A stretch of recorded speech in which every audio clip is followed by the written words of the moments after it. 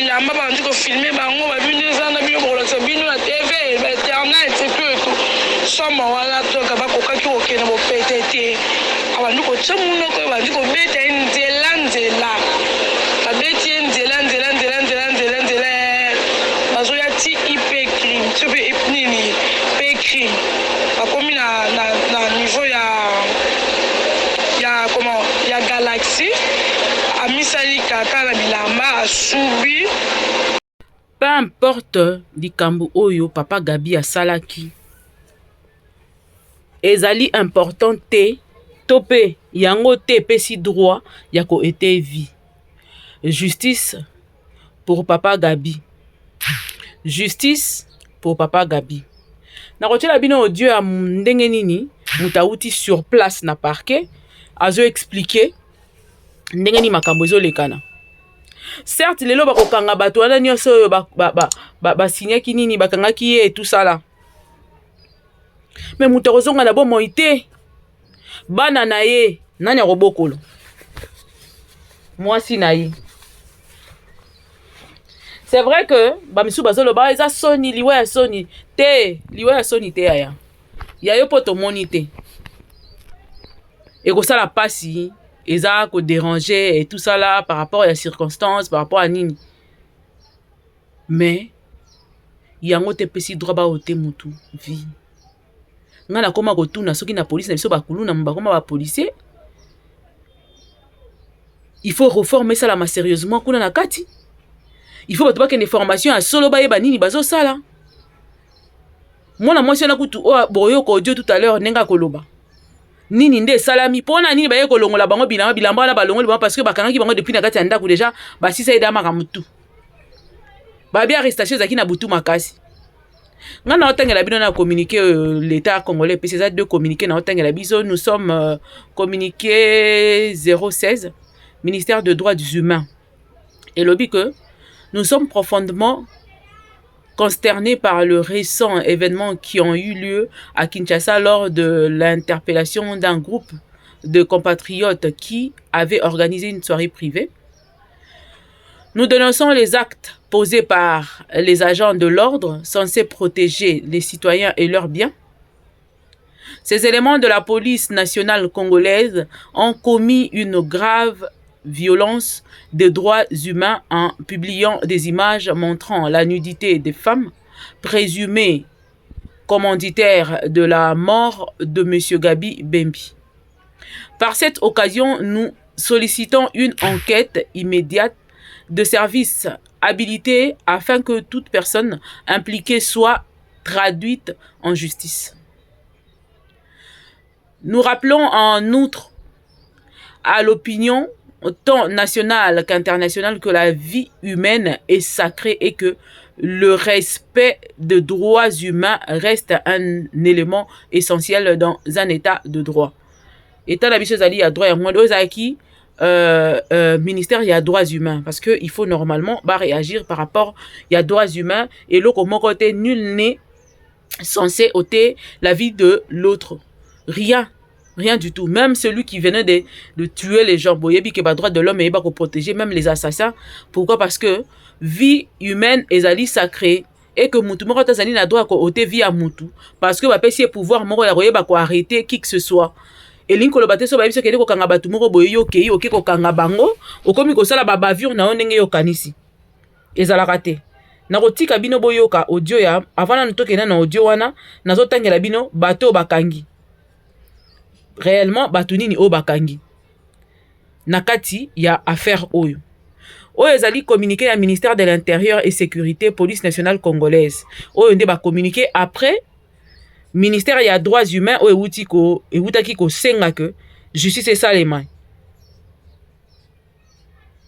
asengaki que justice eyeba kosalema donc Bango Bapesi communiqué en disant que le commissariat provincial de la police ville de Kinshasa porte à la connaissance du public quinois que vous comprenez que depuis le lundi 10 avril, donc lundi 2023, circulent à travers les réseaux sociaux des images obscènes et des audios y affaires en rapport avec l'interpellation de certains marginaux ayant excellé dans le proxénétisme dans un bordel situé au quartier Grand Malik dans la commune de Ngaliema. Au cours de cette interpellation, certaines bavures policières ont été observées dans la mesure où l'un des interpellés a piqué une crise en cours de route pendant qu'ils étaient acheminés à l'état-major du commissariat provincial de la police ville de Kinshasa dans la commune de la Gombe, où son décès fut constaté par l'infirmière de garde et le préposé de la police scientifique. À cet effet, l'OPJ instructeur en la personne du commissaire supérieur Nzama Kayumba Victor, matriculé 11 95 80 19 63 31 87, et l'officier de permanence commis en date de l'incident, le commissaire principal Bissimwa Moulachi Delphin, matriculé 11 96 90 26, ainsi de suite. Bozela. 11 96 10 00 71 671. Tous du groupe de la lutte contre la criminologie et stupéfiants. Tous du groupe de lutte contre la criminologie et les stupéfiants sont déjà mis aux arrêts quant à ceux et transférés au parquet de grande instance de Kinshasa-Gombe pour compétence. Dans le même cadre, les recherches sont intensifiées pour mettre la main sur tous les policiers enquêteurs impliqués dans ces dossiers. Donc, bazo lukape ba policier nyonso oyo bakendaki kokanga ba enquêteur nyonso nde bakendaki kokanga kuna. Vraiment faut ba luka bango ba pesa bango ba condamner bango, surtout ba o bakangaki ye ba malmener bango ba bimisi ba image ainsi de suite, parce que on en a marre d'en parler. Tolombi kolobela yango, on a tellement parlé de ça que ça ne change pas. Ils ont changé tel romo, ils ont bougé tel, ils ont pesa kanda. Mais il faut que justice ça les peu importe. Côté akufeli nenga akufeleli bagamba banda osala wale za nzoto na ezaki na droit osala on est kaniseli, mais ce qui l'était monique muta débordé et tindi l'état tabo mamutu. Il faut akene interpeller apesa ye o yakoko pesa ye loko la sanction, mais non pas pour na ko bomaye. Yango wana par rapport à wana na lingi boyo kape audio oyo ndenge nini l'une des filles au hasard moninga ya ba fille wana mususu azo expliquer ndenge nini elekani kuna na parquet boyo kananu. C'est vraiment une nouvelle. Donc, na passe na mutema. C'est vraiment la mutema. Tous en a tout qu'à mailler parce que na outil la fille quand il explique qu'il va fille va qu'aider partout na Grand Malik. Parce que partout na Grand Malik puis ba ben quand les a to inviter toi Gabi na programme même pas partout. Ce qu'on a qui n'a filmé, qu'on a qui n'a besoin de filles wana. Dans mon babengue, mon organisé qui soirée, dans ma bengue, à ABC non, yaka barbe, yaka nini, yaka partout. Fi o wana ko luka aza awa yaka. Ndo moment de Gabi abima qui nda kunaye abima sur 23 sur 0 herbo. Abimi 0 heure akei. Dans ma zone mata akoti na nini na lopangu mbala moko ba policier azaki wana na coin ba profiter ba matina ensemble. Donc ba matina ye na sima ayebaki teke ba toza na sima ne, donc akoti a matin escalier vraiment akoti ti na appartement. Donc aki akuti déjà ba fino sur ba système ma ba on va vendre mon film téléphone na bango. Koti apesa ba fimbote abosisi ba ndenge nini bana wa mwasi na ndezala kaka banzi ko solola peut-être ba solola la pou ba mo ba policier ba koti ba o fa ba kimaki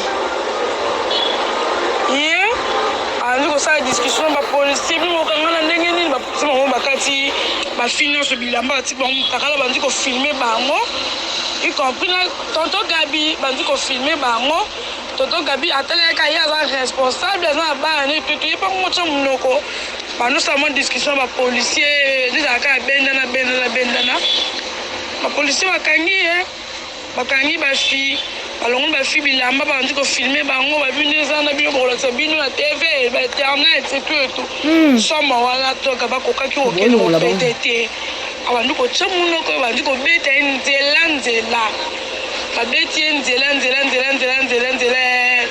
bazoya ti ipe crime ti mpe nini pe crime bakomi na niveau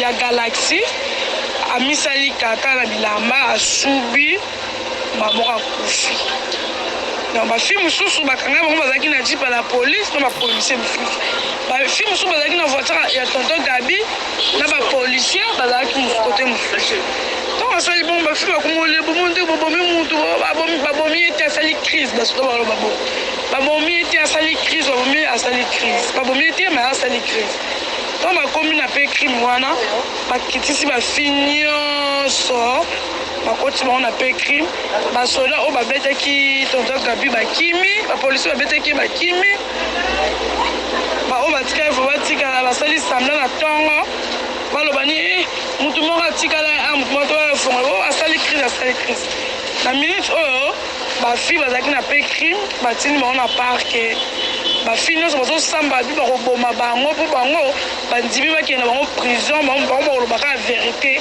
ke tonton Gabi asalaki crise te babetaki ye nde babeti babiso totali elongi na ye nde ezali donc ase déforme na façon moko bokondima te bafi babi non okotala ye te donc babetaki ye ya makasi betaki ye babotoli na batelefone na ye babiloko na ye babipesa tobenga mwasi na yo ezalaki lokwa mwa menace moko ena minute na parke yango nde nakende kuna natiki bango bazosamba na OPJ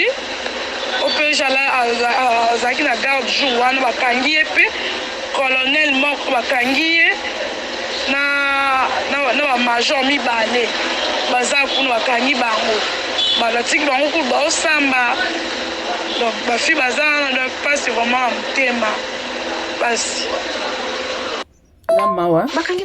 eza mawa eza penza mawa donc moto akufi ne kaka boye kaka moto akufi na basentiment komo bino bokoki esa formation boya kosisa yango na nzoto ya bato basala eloko te bato baosala mama bobotina bango na este kuna botie bango na front na ligne pena na ligne ya nini ya attaque wana totala so baosala nini komo koye kodeverse kolera na bino mpa moto boyebi te mpo bokuti ekanda ya seke bafaya pesa bino tour to nini yo kosala mosala no comme un beau policier il faut okanga motu normalement otie wana oza na droit kobeta ete ata azoloba makambo ezodéborde oyebi kokocharge nde na PV policier asambaka bongo policier azalaka bongo très sage okokata koenregistre soki azomanke bino respect ndenge bino bokanisaki mais boza na droit ya kobeta ete akotorture ete abomi mutu moko te asali mabe certes ngako naza ta d'accord ata moke te na makambo partout mais akoboma papa ya bato na ndaku te basentiment ne mutu etindaki na makambo wana boza na droit ya koboma ye te et puis toutes les filles seront là pour témoigner bokoboma bango nyonso esimba te fo baluka na banani wana bapolisier wana bakanga bango mpola kikulu na oyo ekomi na kipolisier na bapolisier ya Congo toyeba su te okoki jamais okende ngai nazwa problème nazwi miyibi bayibi nga bazokima bango na otala na obelela policier onde ayebi nga te aosenga nga mbongo ya PV azosenga nga na pesa nanu $20 ya PV po alanda muntu olakela takangela na eseme kangela nga nanu moyibi azongisela nga tablette na nga na sac na nga akei nango apo tokopesa mbongo te ye alobi ayebi pesa bamiyibi wana bazalaka nga na pesa nanu mbongo nayebisi petit wana nga na kopesa mbongo te petit nga yemira epesa kaka boye tozwi topesi $20 PV wana balato bande kosala eloko moko te bakei boye bazongi oyo tomoni bango te bazozonga na bamika te na bitabe na banguba bazolia na bawiski baomela na bango yebisanga mutu abongo bolakisi ye même pas ndeni akokanga mutu baza makasi kaka mpona kotraumatize bato kosala babavure koya kolakisaka bato bokonzi epola soki ovandi na yo osala no eloko te o place botelemi mabe